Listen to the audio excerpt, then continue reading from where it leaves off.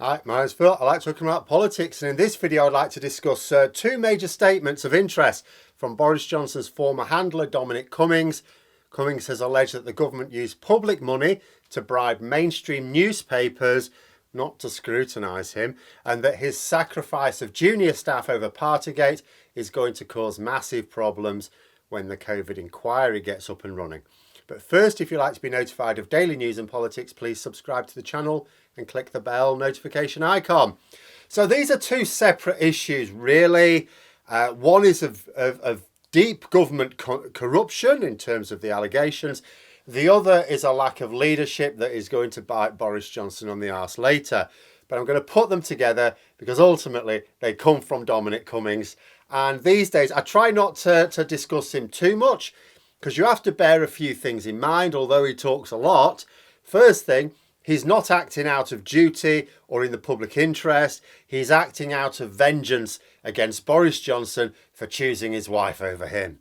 Second, the allegations he makes are, of course, of the utmost public interest. How could they not be? He was at the very heart of government. Whatever he says is of immense interest, but he's not exactly a reliable or trustworthy witness. Even when he is reporting something that is true, he does so in a way that avoids reflecting poorly on himself. So even then, it's not entirely the full story.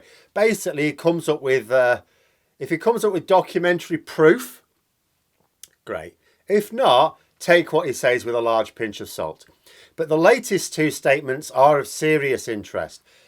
The most important one, I suppose, would be the allegation of using public money to bribe the media. But then the other one is of more political impact, and I'll discuss that second. So, Cummings says that newspapers negotiated direct bongs, he said, he used the word himself, to themselves with Johnson. He said that the Prime Minister told officials to send the money as COVID relief. The way it worked in practice, I think, is the government bought ad space in these newspapers, and the amount of money, was down to that negotiation, according to Cummings.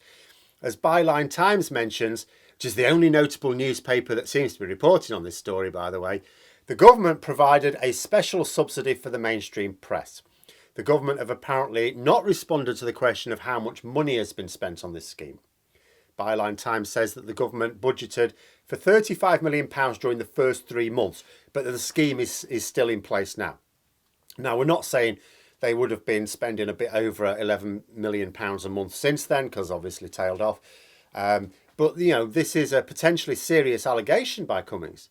If the scheme is not actually to support the press through the pandemic, but was always intended as a way of disguising bribes, then we may well have seen a lot of public money go into these media outlets in return for a light touch on scrutiny of the government's performance. So it's bad in two ways.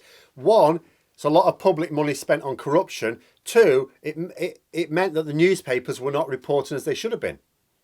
Byline Times calculates that the amount spent could realistically have topped £100 million by now.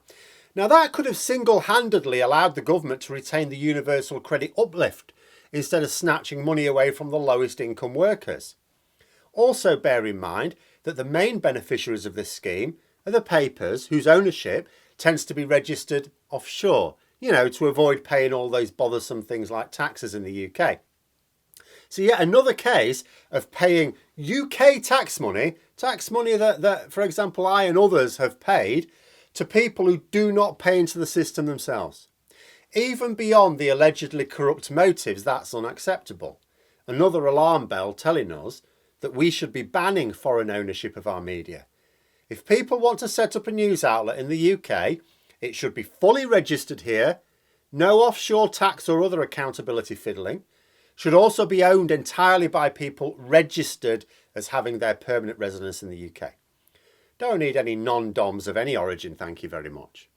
Because a media that is owned by foreign interests, that hides its assets and ownership and accepts money from the government, cannot possibly be trusted to hold the government to account in their reporting.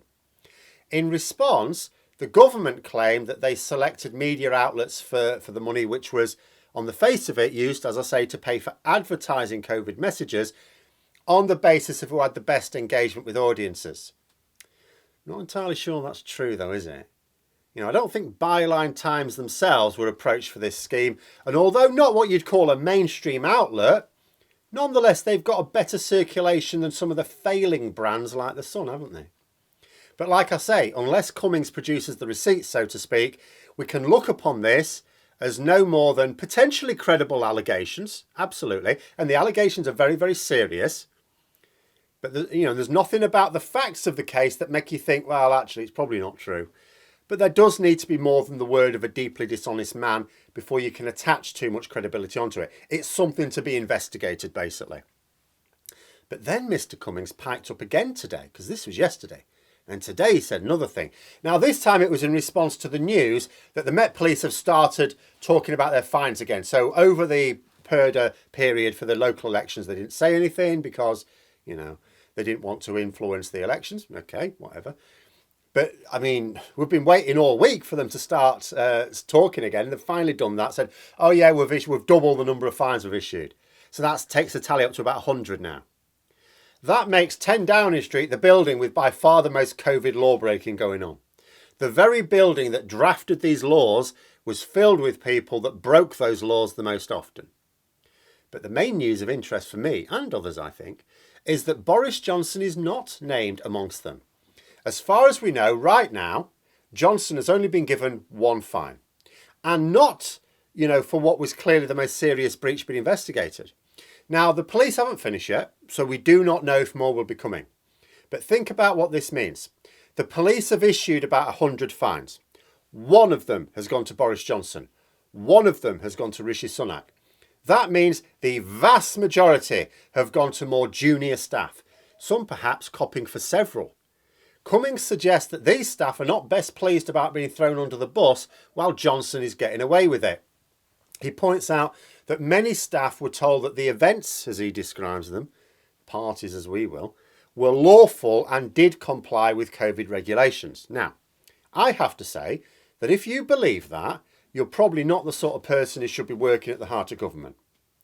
But I will accept that junior staff would not easily be able to distance themselves from the activities, that you could easily get sucked in. Even if you looked at it and thought this isn't right, you are going to get sucked in. Because if these events were going on, even if you knew they were wrong, what are you going to do? There's not a lot you can actually do about it. What are you supposed to do? Are you supposed to go, oh, this is against the regulations? You've just been told it's been checked and it's fine. Shut up. What are you going to do? Quit your job? I'd never hang someone out to dry for something such as this just because they didn't piss away their livelihood. At the end of the day, the people responsible are those who decided that these activities were acceptable and those who claimed that they'd been checked against the rules and approved them. Those are the ones who should be in line for punishments. And top of that list is the boss of 10 Downing Street as a workplace, that is Boris Johnson. And this is largely the point Cummings makes, but also that it could bite Johnson on the arse. He says he's getting a lot of texts from people saying that they can't wait for the inquiry and that they took a lot of notes. That 2023, the year before the election, is going to see a lot of very damaging revelations for Boris Johnson. Now, as with the issue of the potential bribing of newspapers, we do not know that Cummings is telling the truth about all the texts he's receiving. But in this case, it doesn't really matter, does it? The fact of the matter is, there is going to be a COVID inquiry. It's supposed to be starting quite soon now. It will, of course, take time, as these things do. So it's absolutely clear that it will continue to hear evidence into next year. If we assume that Boris Johnson is still Prime Minister then, which might be a very big if, then that is going to be a very damaging time for him. He's used Downing Street staff as human shields to protect himself, but it is entirely reasonable to suppose that a lot of information is going to come out about the details of what really went on in Downing Street. Just think about the hurdles that Johnson's lined up for himself now. First, the Met are still carrying out their investigation. He could still be fined for further events. Indeed, it would be remarkable if he were fined for the birthday party, but not his wife's ABBA party in his own flat.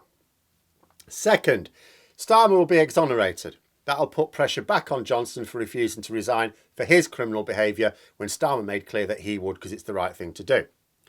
Third, once the Met investigation is over, the Sue Gray report can be published. Johnson may try and hold it up, but all that does is delay things.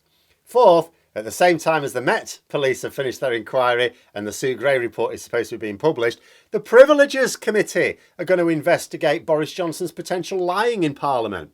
That could be deeply damaging. That could well conclude that he needs to face a bit of a suspension, at which point it may be all over at that point, because then he won't be an MP and he'll have to fight a by-election. And even if he wins, it doesn't matter. He's not an MP. They have to get rid of him then. Fifth, let's say he gets past all that. Or let's say that doesn't happen yet, because this isn't any chronological order, because I can't possibly work out the chronological order. But fifth, by-elections coming up.